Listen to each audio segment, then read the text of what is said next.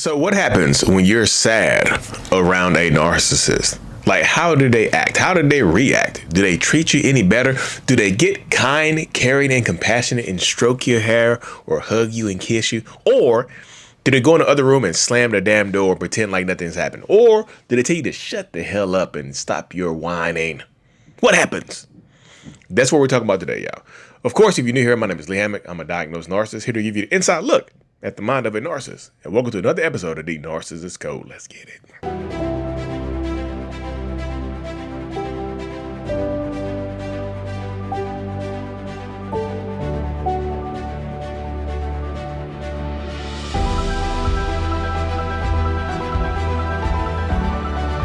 So boom, welcome back, folks. Welcome back.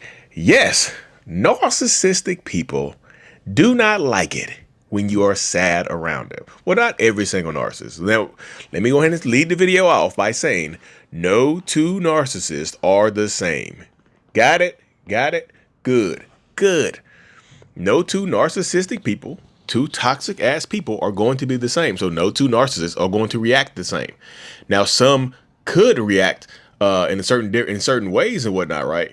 But this is what goes on right here. This is what happens in these certain situations. They're going to react differently. So let's hop right into it, y'all.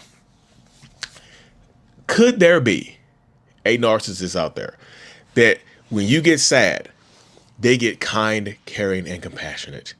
When you're sad around them, they just be like, you know what? I'm going to be here for you. I'm going to be the best thing that ever happened to you. I'm going to do everything that needs to be done. Lean on me. Look, cry on my shoulder. Look, I don't even need a handkerchief. You can just get my shirt wet. Cry. I'll hug you. I'll kiss you. I'll be there. I'll clap them cheeks if you need me to. Do those exist? Yes. They absolutely exist. There are a lot of narcissistic people out there who actually have that mentality. They want you to be sad. They want you to be unhappy. They want you to be so they can play the hero. They want they want you to be grieving or something like that so they can play the hero. They absolutely love it. There are some that thrive on it because now if they give you a little bit of empathy, if they give you a hug or a kiss or something like that, they will expect something later on. It's transactional. Y'all know relationships with narcissists are typically going to be transactional. This is not going to be any different. You being sad is not going to be any different. If they are there for you when you're sad, you have to anticipate that they're going to want something for you later, or they're going to use this as a get out of accountability free card. They're going to say, you know what? Guess what? You remember? So you act like I ain't never did nothing for you. You remember the time your dog got hit by a car? And yeah, I was driving the car, of course, right? The dog got hit by a car by me. I was driving. Y'all remember that? I was there for you. I hugged you. I kissed you. I cooked for you. I did all this stuff for you. You gonna act like I ain't never been there for you. You act like I never did anything for you. They're going to use it to get leverage later on, just like a lot of narcissistic people do. They're going to use this situation to get leverage from you later on. This is how it works, y'all. I'm dead serious. And y'all, if you dealt with a narcissist, you know exactly what I'm talking about. You know exactly what I mean. That they're going to use this right here for something later on. Give me something later. I give you something now. I'm giving you some compassion. I'm giving you some physical empathy, right? I'm hugging you. I'm caring for you. I'm being there for you. I'm offering you my time, my effort, my energy. So I need something from you later on. That's what's going to happen for some, not for all. Now, no, I had to get that part out of the way first because not all of them will act like that. Not all of them will be there for you or hug you or kiss you or do anything for you. I think, personally, the majority of them are going to do the opposite.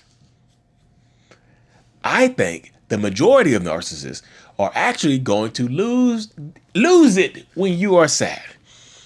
Like damn, Lee, that's now Lee, you're cooking. Now, Lee, you cooking with grease. You cooking with the hottest grease in Greensboro. No, this is. I'll tell you how this. I had to tell you how this story at a different time. But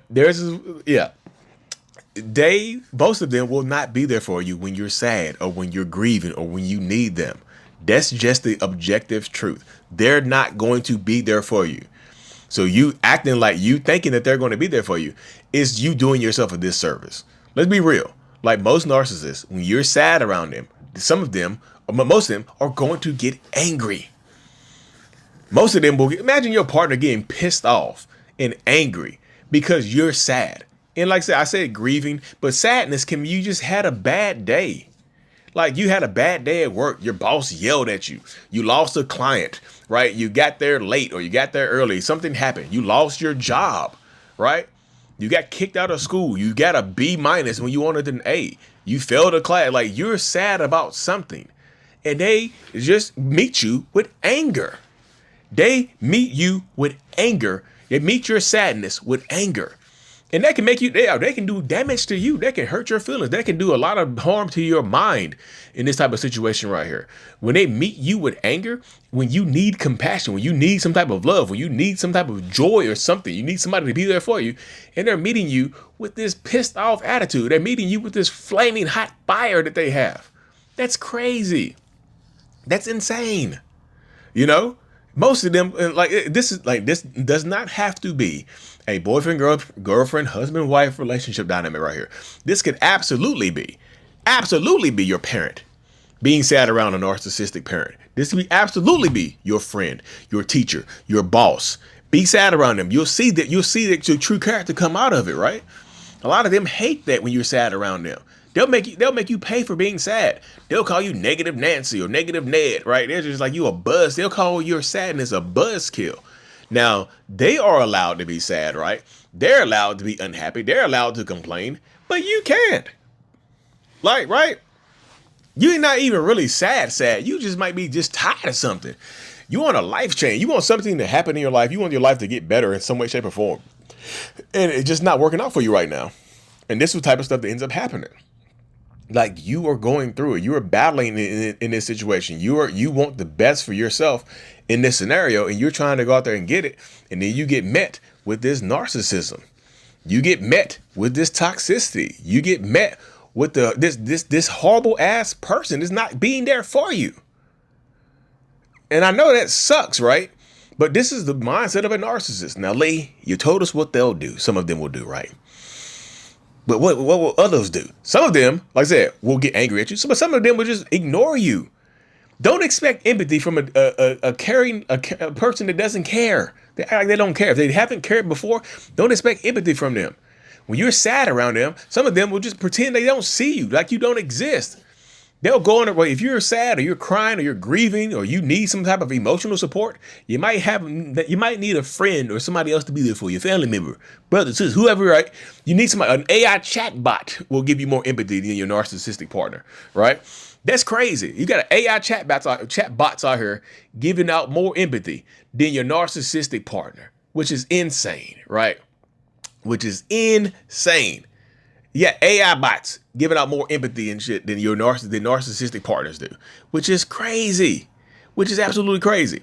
But again, this is how it's been. This is how they be. This is how some of them will be. And but Lee, why do they do this? I'm glad you asked. Most narcissistic people that show you this lack of empathy, this just overall, this just lack when they don't give you anything, is because they don't have the emotional capacity for it. And I say emotional capacity, narcissists can feel, y'all. I know some people like they don't feel at all. Narcissists can feel, but it's limited. I feel like it's limited. I feel like there's not enough feelings to go around, right? So if there's not enough feelings to go around, when they do finally get out of it, when they do finally start to do stuff, like when they go out in the real world and they get exhausted on their own, right? Because other people need stuff from them. Other people need emotions from them. Other people require stuff from them. When they come home or when it comes to deal with you, they got nothing left.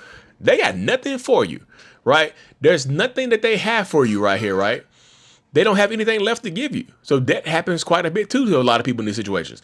Like they come home and they're just burnt out of emotions because they don't have they have limited emotional capacity. Not all, some, right? So they don't come home. They don't want to deal with your stuff. You're overwhelmed. You're overloading their system, right? They have limited emotional capacity already. So when you need something from them, you need some type of emotion from them, they don't have any left to give. And it's unfair to you as their partner or your friend or their child or whatever. It's unfair to you because you're the closest person to them and you get the least. Everybody else seems like they get compassion from them, right? I know you're like, oh, damn, that's crazy. Everybody else gets compassion. Everybody else gets this. Everybody else gets that. But you get nothing.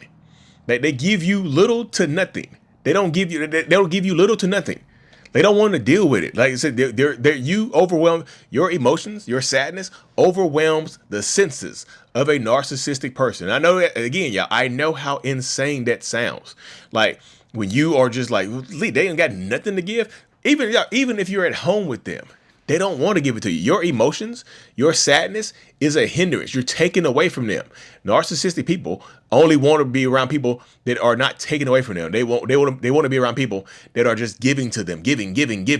Not, you see what I'm saying? They give. They want validation. They want external. They want narcissistic supply. And when they are already feeling bad about their lives or the work, something going on, they're unhappy internally, your sadness just makes them more unhappy. Your sadness just contributes more to their unhappiness. And that's typically how it goes. You know, it's nothing that you've done wrong. Like you're a human being. You should be able to express yourself in healthy emotional ways, right? You should be able to, because this is your family member. This is your friend. This is your partner. This is your spouse, right? This is what goes on. You should be able to. But with narcissists, you can't. Like, again, in the beginning, they might do that for you. They might be there for you, you know, and that's what keeps you there longer. But a lot of them will give you the red flags in the beginning that they don't have the empathy for you. And you don't recognize it. And then guess what happens? You don't recognize it, or you do recognize it, and you just blow past it. And then guess what happens? You end up in this toxic ass relationship dynamic for much longer than you need to be. Much longer than you need to be. You don't need to be in this toxic relationship dynamic, yo. You don't need to be in it. But I'm telling you, they'll suck you into it and just mess your life up. You don't want these. I'm just telling you, they will mess your life up, y'all. You don't need your life messed up by a toxic, narcissistic bastard that does not deserve you. That's just that. That's just it right there, y'all. So when you're sad around a narcissist, Lee, what should we do? When you're sad around a narcissist, like if you understand that they're not going to give you anything, they can't be there for you emotionally, you probably have to find them another vent, somebody else to vent to, something else, another way to express yourself in a healthy way to maybe somebody else. And again, that doesn't mean go cozy up with somebody else and just like, well, Lee, I started cheating on my spouse because they were not there emotionally. Like they didn't give me anything emotionally, so I started cheating. Now I'm not a narcissist. You see what I'm saying? You know, every time I hear those stories right there, when I do my one-on-ones over Zoom, they go, Lee, I started cheating on my partner because they did. I'm like, oh my goodness, what are we doing here? What are we doing, y'all? Anyways, y'all, if you haven't already, make sure you check out my website, mentalhealness.net, for my courses that are half off right now. You can enter the code MOTHERS or FATHERS to get 50% off my courses about understanding what you went through and healing from a narcissistic relationship, y'all. Check them out, mentalhealness.net, and I am out.